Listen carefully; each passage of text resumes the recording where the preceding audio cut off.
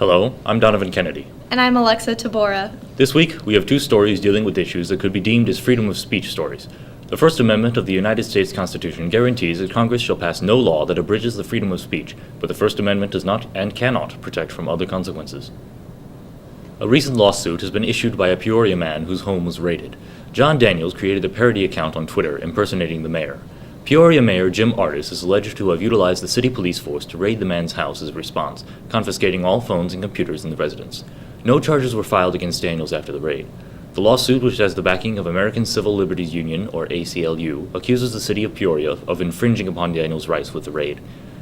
Meanwhile, at the University of Illinois, a lawsuit has been filed by Steven Saleta, a professor who was offered a job and later had that job offer rescinded after issuing a tweet that was considered anti-Semitic. Saleta's lawsuit against the university claims that he had already been hired and that the termination of his employment was wrongful and illegal. Our lead story comes from the University of Oklahoma. The Sigma Alpha Epsilon fraternity at the university has made news this week when a short video surfaced that shows members of the fraternity participating in a racist chant. The university is investigating, and University President David Boren has said that appropriate action will be taken. The president of SAE has closed down the house at U of O, tweeting, "We have now closed the chapter and will expel all those involved." The video was released by a minority group called Unheard. The group was holding a peaceful demonstration in memory of the Selma marches led by Martin Luther King Jr. This was not one of the first incidents of racism SAE has been accused of. In 1982, a chapter of the fraternity was suspended from the University of Cincinnati for sponsoring a mock celebration of Martin Luther King Day that was deemed racist, and a similar incident caused a stir at Baylor University in 2006.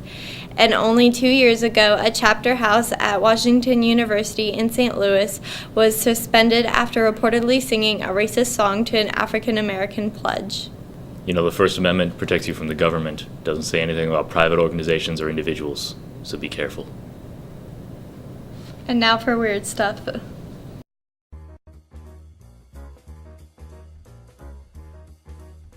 Hey, how you doing, homie? Are you familiar with cartography? Cartography is the science of, or making of, maps. Map makers have struggled for centuries with others copying their work and claiming it as their own.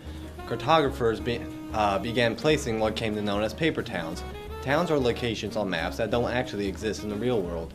These allow the original creators of maps to check the work of others for the specific paper town that they had created in order to protect their creations legally.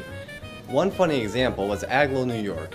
The original owner tried to sue another cartographer who had it on the map. But by the time they had tried to sue, Agloe had become a real place, which led to the lawsuit being dropped. Can you think of any paper towns? Like Pappelberger or Kurt Russell Town?